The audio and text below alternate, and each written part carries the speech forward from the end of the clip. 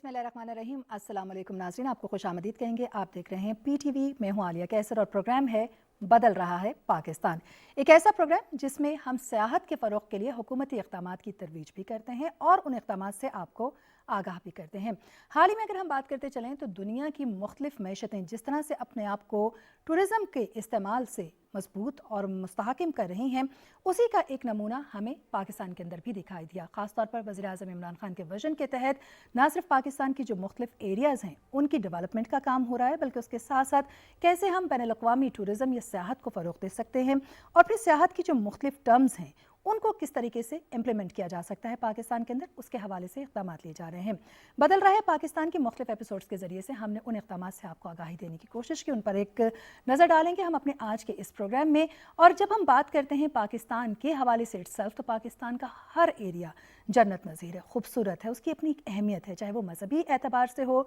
वो सियाहती एतबार से हो, वो सकाफ़त के वर्से के हवाले से हो, तारीख़ के हवाले से हो। उन्हीं पर हमारे मुख्तलिफ प्रोग्राम्स में हमने बात भी की। लेकिन जब हम सयाहत की बात करते हैं तो ज़ाहिर है किसी भी मुल्क का नॉर्थ सबसे पहले जहन में आता है, क्योंकि अमूमी तौर पर शिमाली इलाका जात को बहुत ज़्यादा खूबसूरत पाया जाता है, सरसब्ज़ पाया जाता है और वहाँ पर बहते झरने, वहाँ की अपनी ज़ाती जो प्रोडक्ट्स होती हैं वो उनको बहुत ज़्यादा मजबूत भी बनाती हैं। अगर हम अपने पाकिस्तान के मुख्तलिफ सूबों की मुख्तलिफ हिस्सों की बात करते चलें तो गिलगित बल्तिस्तान एक ऐसा हिस्सा है पाकिस्तान का जो सबसे पहले हमारे जहन में आता है, अपने ऊंचे पहाड़ों की बदौलत, वहाँ बहते झरनों की बदौलत, वहाँ पर होने वाली मुख्तलिफ स्पोर्ट्स की बदौलत, उनकी जो अपनी एक लोकल आइडेंटिटी है, सकाफ़त है, कल्चर है, उसकी वजह से भी। और फिर गिलगित बल्तिस्तान के मुख्तलिफ इलाके। हमारे प्रोग्राम में हमने ये भी खोजने की कोशिश की थी कि गिलगित बल्तिस्तान के जो मुख्तलिफ एरियाज़ हैं उनमें क्या काम हुकूमत के विजन के मुताबिक हो रहा है। तो मालूम हुआ कि यूं तो गिलगित बल्तिस्तान बहुत खूबसूरत है, एक बड़ी तादाद में से वहाँ का रुख करते हैं,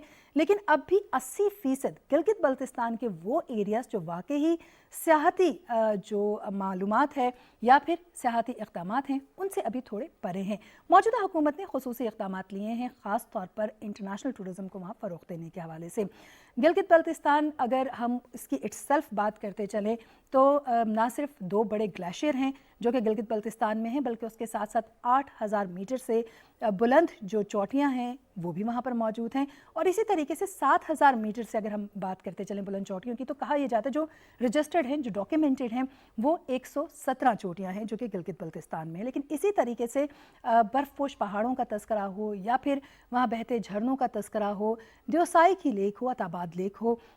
फेरी मेडोज़ एक ऐसा एरिया है जहाँ पर लोग जाना चाहते हैं, परियों की दास्तानें और कहानी, और वो एरिया खूबसूरती के लिहाज से इसमें कोई शुबा नहीं कि माला माल है। इसी तरीके से कुछ ऐसे एरियाज़ भी हैं जिन्हें अभी तक डिस्कवर नहीं किया गया। जैसे ये भी कहा जाता है कि अगर हम अल्तित का जिक्र करें तो वहाँ पर स्केटिंग को बड़ा फ़रोग़ दिया जा रहा है, लेकिन अमूमी तौर पर वो स्पोर्ट्स सियाहत तो हो सकती है, लेकिन बहुत कम लोग हैं जो आम उसमें वहाँ तक पहुँचते हैं। इसी तरीके से सीजनल स्पोर्ट्स की बात करें, एडवेंचरल स्पोर्ट्स की बात करें, कुछ ऐसे एरियाज़ हैं, चपुरची ऐसा एरिया है, शमशाल ऐसा एरिया है, और इसी तरीके से राकापोशी के पहाड़ का भी तज़किरा करें, नांगा पर्वत बेस कैंप का तज़किरा करें, तो ये एक बड़ी जो ओवरऑल सूरत हाल है उस पर अगर हम बात करते चलें तो गिलगित बल्तिस्तान के तमाम एरियाज़ वहाँ पर जाने लायक हैं। लेकिन देखना ये है कि आने वाले वक्त में वहाँ जो इक़दामात लिए जा रहे हैं उनको बराबर करने में हम कितने मददगार साबित होते हैं, यानी एक टूरिस्ट की हैसियत से हम पर भी जिम्मेदारी आयद होती है। तो वो भी आपको देखना होगा। हुकूमत तो अपने इक़दामात ले रही है और बहुत जल्द वहाँ की जो मुश्किलात थी, जैसे रास्तों के हवाले से, कनेक्टिविटी के हवाले से, लोगों के ठहरने के हवाले से, अब बाकायदा तौर पर वज़ीर आज़म इमरान खान चूँकि ख़ुद मुख्तलिफ उन्होंने कमेटीज़ भी इस हवाले से तश्कील दी हैं और उनकी सदारत भी वो खुद करते हैं, तो मुख्तलिफ इक़दामात जो हैं उनका जायज़ा लिया जाता है। यहाँ हमने बात की गिलगित बल्तिस्तान की, और गिलगित बल्तिस्तान से ही अगर हम आगे बढ़ें तो आज़ाद जम्मू कश्मीर की बात करते हैं। आज़ाद जम्मू कश्मीर जन्नत नज़ीर जैसे कहा जाता है ज़मीन पर ही, और इसके खूबसूरत सरसब्ज़ लहराते मुख्तलिफ वैलियाँ जो हैं, वादियाँ जो हैं, वो अपनी तरफ आपको खींचती हैं। और अभी अगर हम बात करते चलें तो इस वक्त वहाँ पर सयाहत को फ़रोग़ देने के लिए भरपूर इक़दामात लिए जा रहे हैं। वज़ीर आज़म इमरान खान के विजन के मुताबिक क्या इक़दामात लिए, यह हमने जानने की कोशिश की सेक्रेटरी सियाहत आज़ाद जम्मू कश्मीर इम्तियाज़ अहमद साहब से आपके साथ शेयर करते हैं।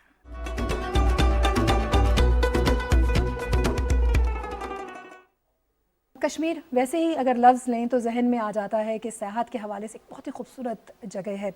لیکن اگر اسپیسیفکلی ہم کشمیر کا تذکرہ کرتے چلیں تو آپ کی نگاہ میں کشمیر کے کون کون سے حصے ہیں آزاد جموں کشمیر کے کہ جہاں سیاحت کو فروغ دینے کے حوالے سے بڑا کام کیا جانا چاہیے اور کیا جا رہا ہے؟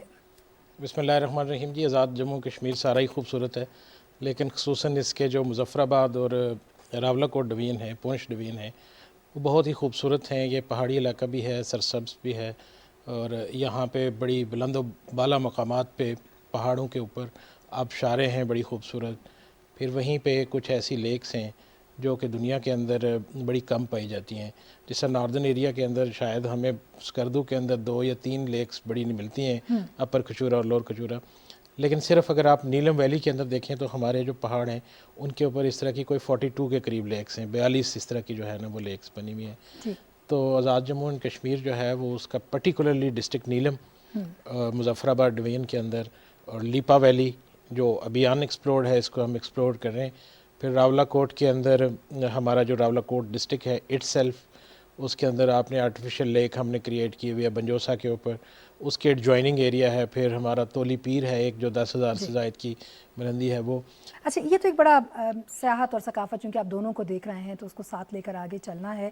اس کے حوالے سے چونکہ ابھی حال ہی میں حکومت قائم ہوئی پی ٹی آئی کی وہاں پر، لیکن وزیر اعظم عمران خان کا ایک بڑا مضبوط ویژن ہے سیاحت کو لے کر۔ دنیا کے کئی ممالک ہیں جن کی معیشت کا دار و مدار ہی ان کی سیاحتی سرگرمیوں پر ہے۔ کشمیر کے حوالے سے کیا ایسا اہم اقدامات لیے جا رہے ہیں؟ اور خاص طور پر وزیر اعظم پاکستان اگر عمران خان صاحب کی بات کرتے چلے، ان کا جو ویژن ہے اس کی امپلیمنٹیشن کے ساتھ آزاد جموں کشمیر کی حکومت کیا کر رہی ہے اس وقت؟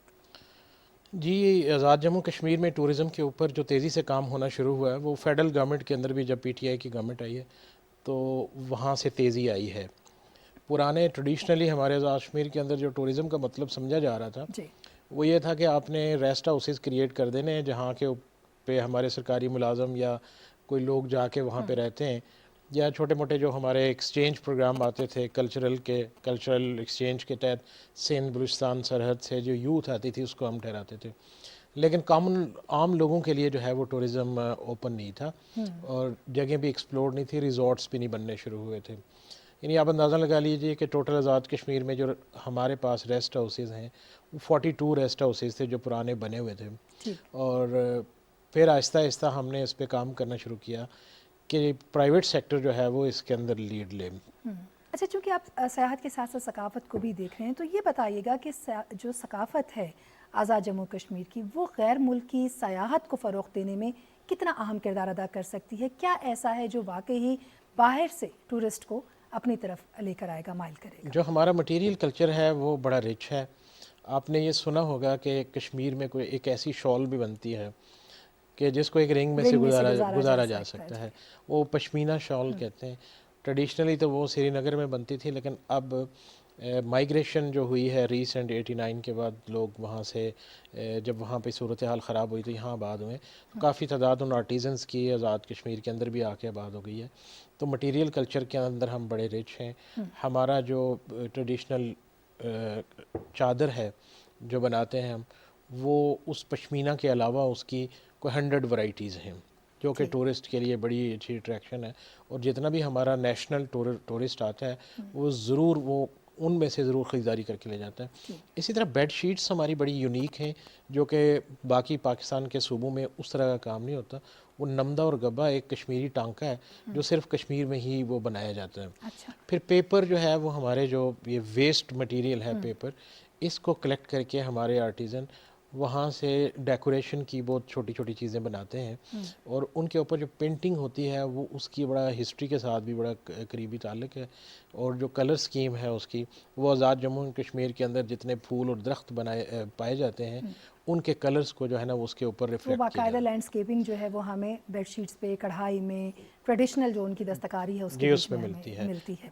اچھا، اگر ہم راستوں کے ابھی آپ نے تذکرہ کیا، لیکن ظاہر ہے کہ موسموں کی شدت کی وجہ سے ہمیں کئی طرح کے قدرتی آفات کا بھی سامنا کرنا پڑتا ہے۔ کئی بار راستے بند ہیں، کئی بار لینڈ سلائڈنگ ہو سکتی ہے اور دیگر طرح کے مسائل ہو سکتے ہیں۔ تو کیا ایسا میکنزم کام کر رہا ہے، کیا ایسی پالیسی ترتیب دی جا رہی ہے کہ اگر اس طرح کی کوئی صورتحال ہوتی ہے تو ٹورسٹ، کیونکہ ظاہر اب ہم نے انٹرنیشنل جو سیاح ہیں ان کو لے کر بھی آنا ہے، اپنی خوبصورتی بھی دکھانی ہے اور یہ بھی بتانا ہے کہ ہم بڑے تیار ہیں اس کے لیے، تو اس کے لیے کیا کیا جا رہا ہے؟ ایسے کہ ہمارا ایک یونیورسل جو ایکسیس نمبر ہے جو باقی صوبوں کے اندر بھی پلیس ہوا ہے 1124 وہ ہم نے بھی پلیس کر دیا. ایک وہ 24/7 ہماری سروس اویلیبل رہتی ہے کہ جب بھی ٹورسٹ کو کوئی مسئلہ ہو تو وہ اس کے اوپر کال کرتے ہیں اور اس کو ہم نے وائڈلی ایڈورٹائز کیا ہے پورے پاکستان کے اندر. اور جب ان کو کوئی مسئلہ ہوتا ہے تو ہماری ٹیم جو ہے وہ ہر وقت تیار ہوتی ہے. پھر اسپیشل جو ہے وہ ٹاسک فورسز ہم نے بنائی ہوئی ہیں اسپیشلی ٹورسٹ ایریا کے لیے جس کے اندر ڈسٹرکٹ ایڈمنسٹریشن کے لوگ ہوتے ہیں, ہمارا ٹورسٹ اسٹاف ٹورزم کا اسٹاف ہے, پھر اس کے اندر اسٹیٹ ڈیزاسٹر مینجمنٹ اتھارٹی جو provincial P D M As ہیں وہ ہمارے آزاد شہر میں ایس ٹی ایم میں اس کو کہا جاتا ہے, اس کی ٹیمیں ہمہ وقت تیار ہوتی ہیں. اور ہم نے ایکسپیرینس کیا کہ رات کے 12 بجے بھی ہمیں جب ٹورسٹ کو کوئی پرابلم ہوتی ہے تو وہ ہمیں کال کرتے ہیں, ہمارے ان نمبرز پہ کال کرتے ہیں اور ہمارے لوگ جو ہے وہ باقاعدہ اس کو رسپونڈ کرتے ہیں. کیا انٹرنیشنلی اگر کوئی سیاحت میں انویسٹ کرنا چاہتا ہے آزاد جموں کشمیر میں تو ان کے حوالے سے بھی کوئی پلان ترتیب دیا گیا ہے؟ جی بالکل, ہماری جتنی بھی را سائٹس ہیں کچھ ہماری ایسی سائٹس ہیں جن کو ہم نے اسپیسیفکلی پرائیویٹ سیکٹر کی پارٹنرشپ کے لیے ہی رکھا ہوا ہے.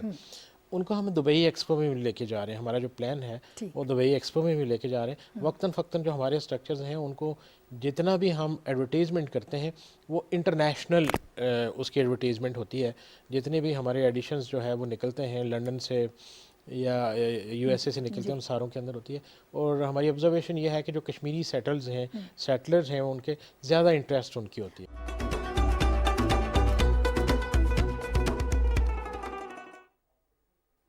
پاکستان کا ہر خطہ ہر حصہ بہت خوبصورت ہے. جب ہم بات کرتے ہیں ہماری ثقافت کی تو یقیناً جب پاکستان کے مختلف ایریاز کا رخ کریں تو ہر حصے کی ایک اپنا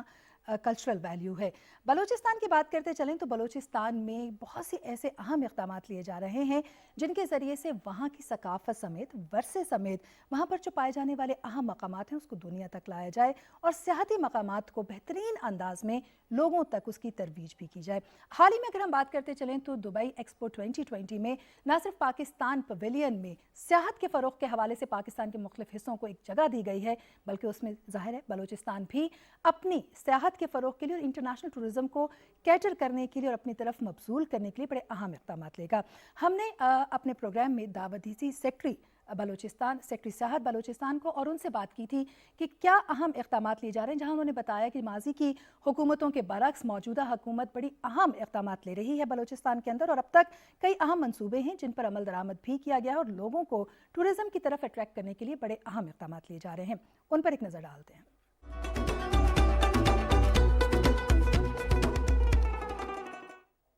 بلوچستان میں سیاحت کے حوالے سے کیا مواقع موجود ہیں, کون کون سی جگہیں ہیں؟ زیارت کے حوالے سے تو لوگ جانتے ہیں, کوئٹہ کا تذکرہ تو ہوتا ہی رہتا ہے, لیکن اس کے علاوہ کیا ہے جو وہاں پر ہمیں جانا چاہیے؟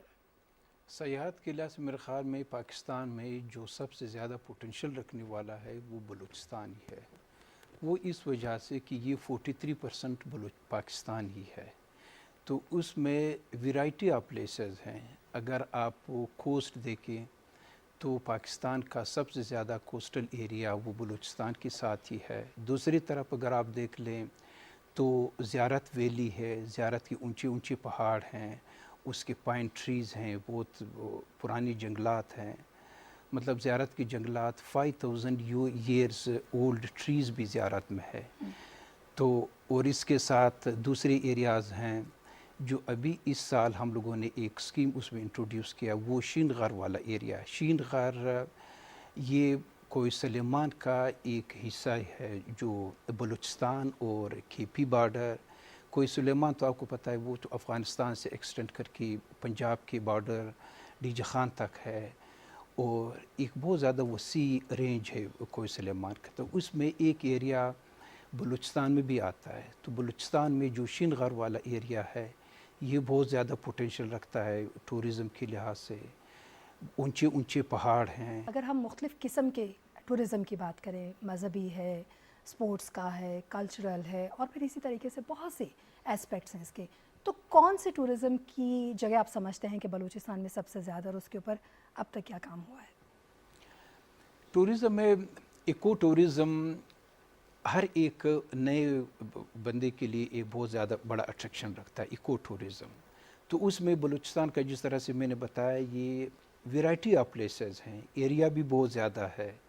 تو یہ تو ایکو ٹورزم کے کنٹیکسٹ میں جو میں نے بات کہی. بلوچستان دوسرے والوں سے بھی بہت زیادہ رچ ہے. اس میں یہاں پر کلچرل ہیریٹیج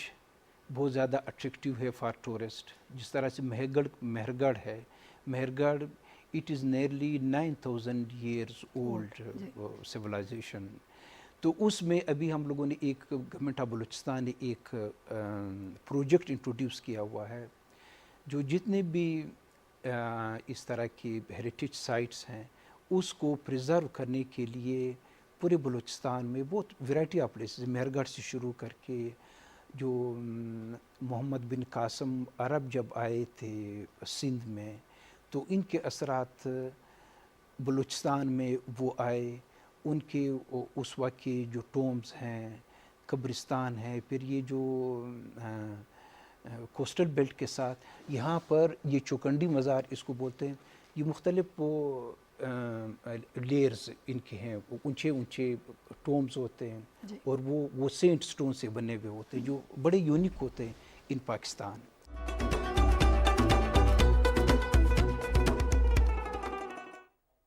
بات کریں گے پنجاب کے حوالے سے. پنجاب جو کہ عمومی طور پر جب سیاحت کے بارے میں سوچا جاتا ہے تو ایک بڑا کنجسٹڈ سا صوبہ ہمارے ذہن میں آتا ہے. یوں تو پاکستان کا ایک بڑا صوبہ پنجاب اور آبادی کے لحاظ سے اگر ہم بات کرتے چلیں تو پھر ظاہر ہے کہ پنجاب میں جو رہنے والے لوگ ہیں ان کی جو مختلف ثقافتی نیڈز ہیں ان کو کیٹر کرنا اور ان کو ساتھ لے کر چلنا خاصا مشکل بھی دکھائی دیتا ہے. لیکن ہم نے اپنے پروگرام میں دعوت دی تھی کیپٹن ریٹائرڈ مشتاق صاحب کو جو کہ سیکٹری ٹورزم پنجاب ہیں, اور انہوں نے یہ بتایا کہ جب ہم پنجاب کی بات کرتے ہیں تو ایک بڑا خشک سا جو تاثر ہمارے ذہن میں آتا ہے پنجاب در حقیقت وہ نہیں ہے. ویسے بھی اگر ہم بات کرتے چلیں تو ہم ٹیکسلا سے آگے بڑھتے ہیں, سالٹ رینج,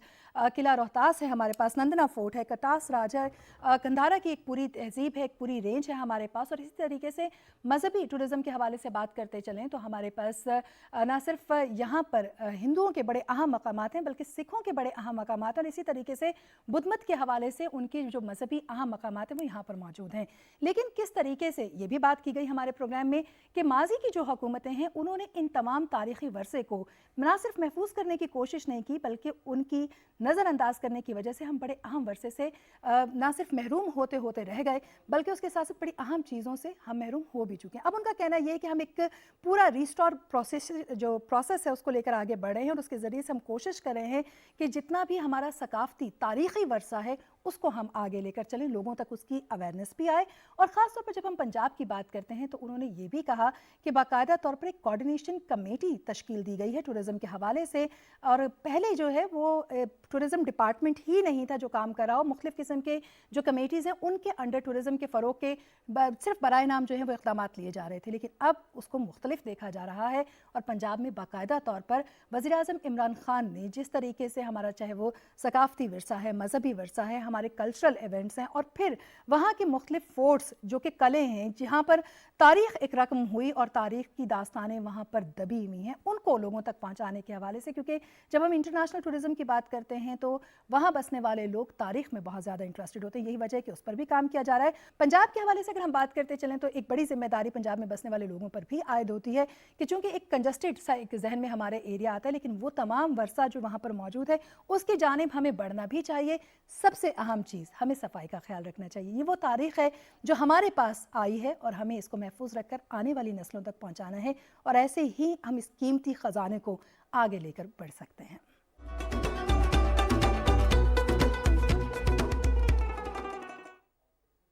اور اب ہم بات کریں گے پاکستان بھر میں, کیونکہ ایک ہم نے جائزہ لیا جو مختلف پاکستان کے حصے ہیں اس میں کس طریقے کے اقدامات لیے جا رہے ہیں اب تک سو فار ٹورزم کے فروغ کے لیے, کس طرح کی مشکلات رہی اور ان چیلنجز کو کس طرح سے ہم نبرد آزما ہیں. ظاہر ہے ہمیں کورونا کے ایک بڑے چیلنج کا سامنا رہا جس کی وجہ سے جو سیاحتی سرگرمیاں ہیں ان پر کیے جانے والے منصوبوں کو بر وقت مکمل کیا جانا اتنا آسان نہیں ہوگا, لیکن اس کے باوجود بھی حکومت اس میں ذاتی دلچسپی لیے ہوئے ہے اور جو مختلف متعلقہ ادارے اور محکمے ہیں ان کے سربراہان کو خاص طور پر انسٹرکشنز دی گئی ہیں کہ تمام تر وسائل کو بروئے کار لاتے ہوئے اور موجودہ حالات میں سیاحت کو فروغ دینے کے لیے جتنے بھی اقدامات لیے جا سکتے ہیں وہ ضرور لیے جائیں. اسی حوالے سے اگر ہم بات کریں تو ہم نے اپنے پروگرام میں M D P T D C Aftab Rana صاحب کو دعوت دی تھی جنہوں نے آ کر ہمیں یہاں بتایا کہ کس طریقے سے خاص طور پر جب ہم کیپٹل کی بات کرتے ہیں یعنی اسلام آباد کی, تو اسلام آباد کی جو ٹورسٹ ڈیسٹینیشنز ہیں ان کو بہترین انداز میں کیسے ہم انٹرنیشنلی لوگوں تک لے جا سکتے ہیں اور پھر پاکستان بھر میں ایک مربوط ایسا نظام کیسے ہم بنا سکتے ہیں ہیں کہ جس کے تحت سیاحت کو فروغ دینے کے لیے جو صوبے ہیں ان کے اندر بھی روابط قائم رہیں اور ہم پاکستان کے اندر اور پاکستان کے باہر سیاحت کو فروغ دینے کے اقدامات لے سکیں. آئیے ان کے ساتھ جو کی گئی گفتگو آپ کے ساتھ شیئر کرتے ہیں.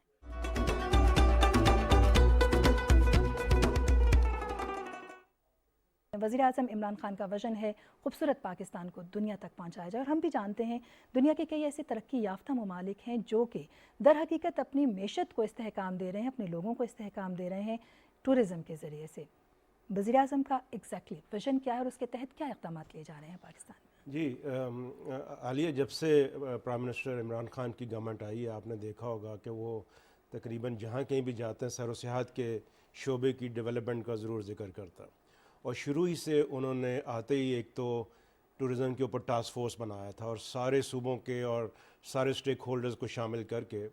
یہ کوشش کی گئی تھی کہ ایک نیشنل ویژن ڈیولپ کی جائے ٹورزم کے اوپر، کیونکہ جب تک نیشنل ویژن ٹورزم کی نہ ہو صوبے الگ الگ کام اچھے طریقے سے نہیں کر سکتے. تو اس کے نتیجے میں یہ ہوا کہ ایک تو نیشنل ٹورزم کوآرڈینیشن بورڈ بنایا گیا جس میں وفاق اور صوبوں کے تمام نمائندے شامل ہیں، اور انہوں نے پھر گزشتہ 1-1.5 سال کے اندر مل کے ابھی ایک نیشنل ٹورزم اسٹریٹجی کو فائنلائز کیا ہے، جو کہ پاکستان کی نیشنل ٹورزم اسٹریٹجی فور 2020-30 ہے.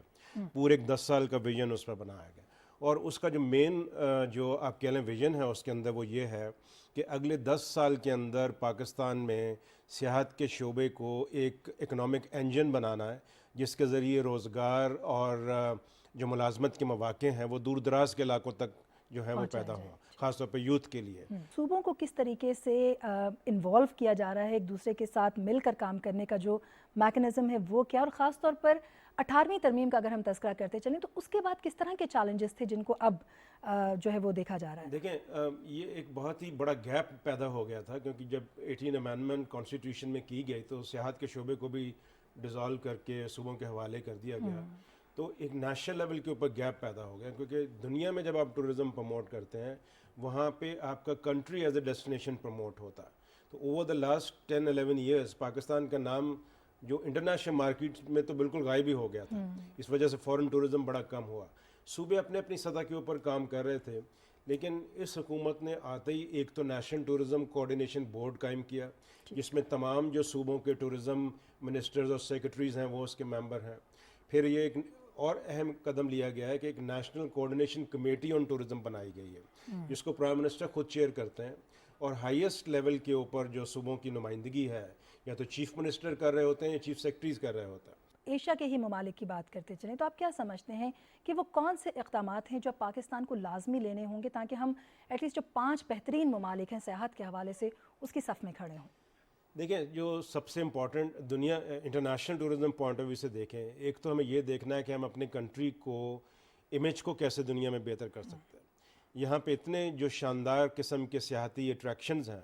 وہ دنیا کو پوری طرح سے معلوم نہیں ہے، اس کا امیج ابھی تک ہم نے as a tourist destination promote ہی نہیں کیا. ایک تو یہ اقدامات ہمیں کرنے پڑیں گے کہ ہم پاکستان کی جو ٹورسٹک اٹریکشنز ہیں اس کو اچھے طریقے سے پروجیکٹ کریں. اس میں میڈیا کا بڑا کردار ہے. PTDC کیونکہ